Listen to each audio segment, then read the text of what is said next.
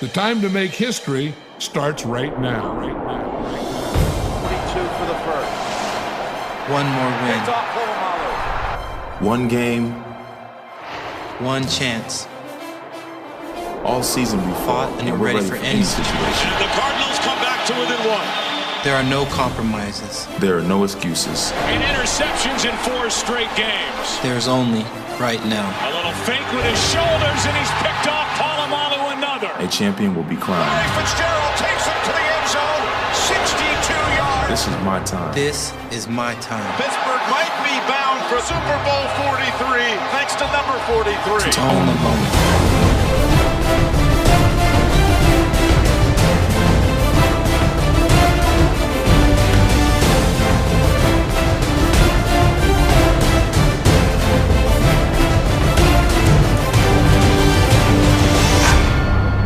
I've seen a lot of games, and I have a feeling this one is going to be special.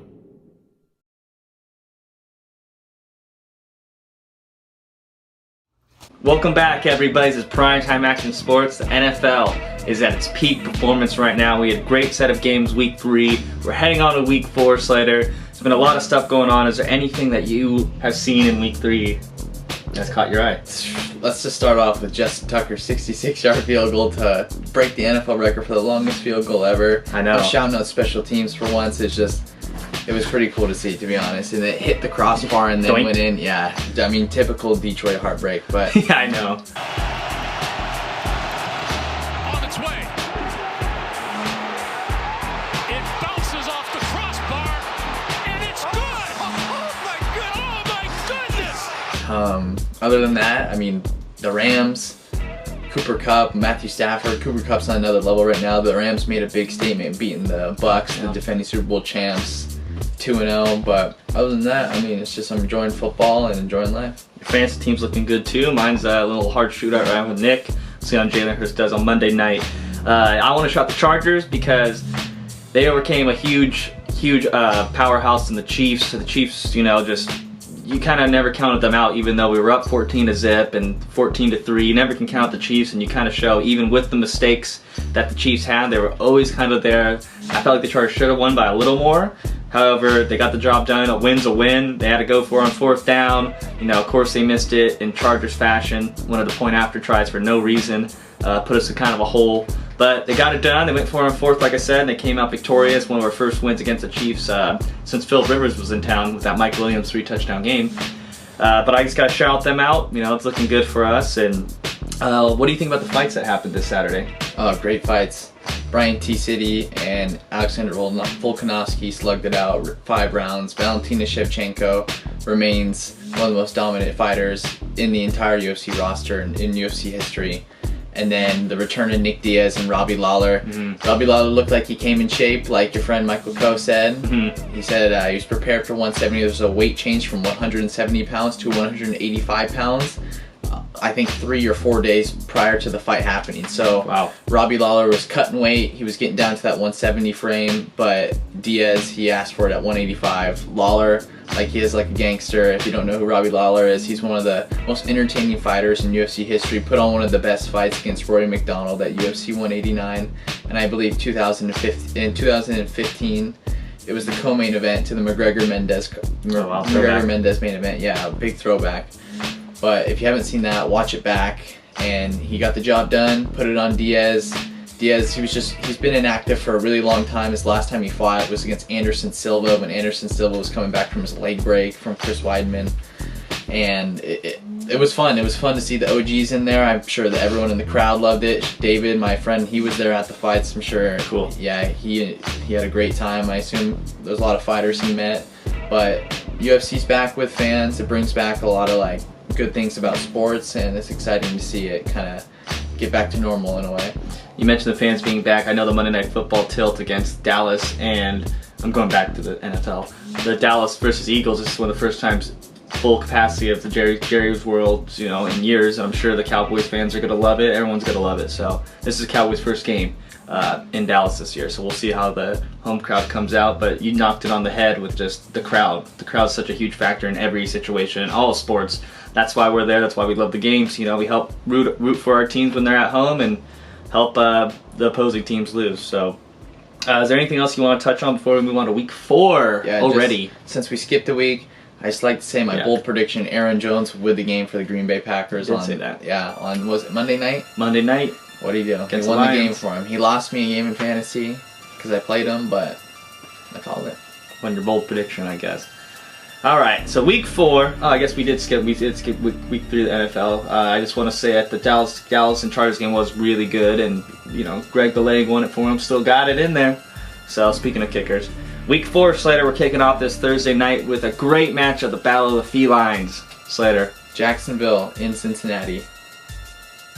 Taking Cincinnati. Yeah. Joe Burrow, Jamar Chase, they got a good connection. Let's hope T. Higgins plays, but Jacksonville, I feel like the offense can score points. We saw it in week 1, but we haven't really seen it against the better teams yet. So we need to see a little bit more from Trevor Lawrence. I believe that he's got a lot in him. We far from their team's potential right now. And then Cincinnati, I just feel like they have a little bit more chemistry and they're going to get the job done at home. Yeah, you definitely saw that against the Steelers. The Steelers were just not like they had any urgency to win at all. Big Ben looks old, which sucks because he's one of the greats of all time. And he just looks like he's not there. We saw him getting banged up back to back, hit the locker room a couple times, came out, finished the game obviously. A lot of dump off passes, Najee Harris and all that. But Bengals were there. They're looking like they're fired up. They haven't won in Pittsburgh in years. I'm taking the Cincinnati Bengals as well. Washington going to Atlanta. I'm going to take Atlanta at this one. As much as I want to see Washington do good, mainly Antonio Gibson, I'm going to take Atlanta and that offense at home.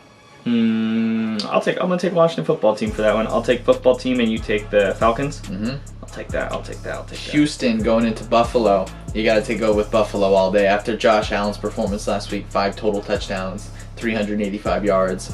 I'm taking Buffalo at home. The Bills are definitely getting the swing of things after a kind of shaky two games to start the season. Mm-hmm. Then we got Detroit going into Chicago. Justin Fields coming off his first start. Wasn't too great of a game. Justin Tucker's field goal, 66 yards, was more than the Bears' entire offense last week. Yeah. So, but you know what? I'm going to roll with Chicago. I'm going to go with Chicago at home. Justin Fields is going to get his groove, and I think the defense will hold like they usually do, and I'm going to take them.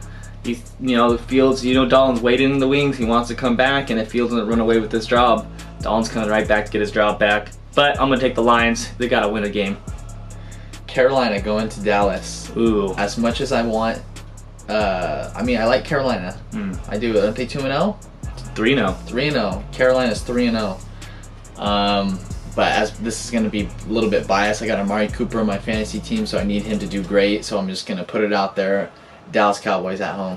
The Panthers took a huge hit on Thursday night when they lost McCaffrey. They lost their first overall pick, Jace Horn. So that's just a huge thing. A broken foot. McCaffrey, he's not on IR yet, but they're not ruling it out. So they got Chuba coming in. We'll see how that goes. Robbie Anderson looks basically like he's not even part of the offense after that contract extension. DJ Moore's popping off. He is. But I think just the loss of Christian McCaffrey, he makes that team go. They're going to be starting to struggle. Come back to reality. I'm taking Dallas. Indianapolis at Miami. I'm going with Indy. Revenge game for Brissett. Colts. You know what? I'll take the Dolphins on that, actually. I'll take the Dolphins just because, the Colts haven't been playing any better themselves, so. This is an interesting game right here. Cleveland going into Minnesota.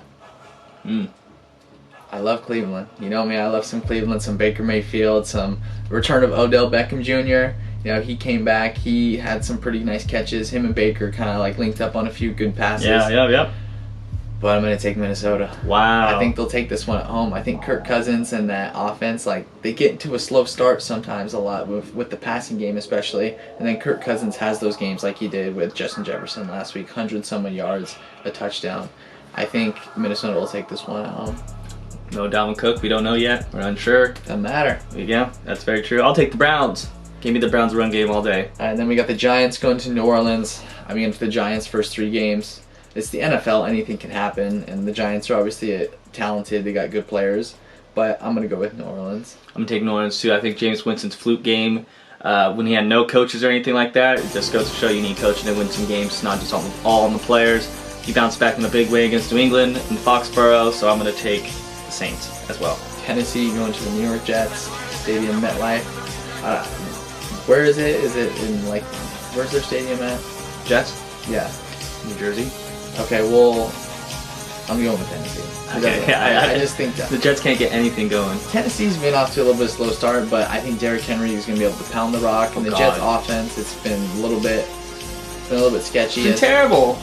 Yeah, well, I mean, just don't count them out yet. It's still early, but I'm going to take Tennessee. They're going to be one of the worst teams this year. Is that the last game of the morning games, or One more. Kansas City going to Philadelphia. I'm taking Kansas City in this bounce back win.